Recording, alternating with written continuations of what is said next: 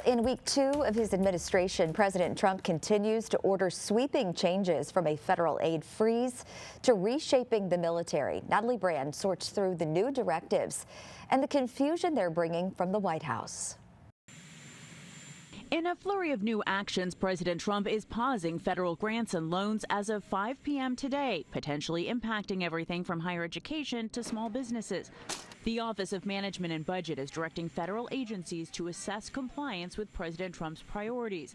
The freeze memo specifically mentions financial assistance for foreign aid, what it calls woke gender ideology, and the Green New Deal. Senate Democrats say the congressionally approved investments are not optional, they're law. No matter how much he may believe he does, the president does not have the authority to ignore the law, and we're going to fight this in every way that we can. The memo states the freeze will not impact Social Security, Medicare, or assistance provided directly to individuals. President Trump also signed an executive order which paves the way for his administration to reinstate a ban on transgender military members. We will get transgender ideology the hell out of our military. It's going to be gone.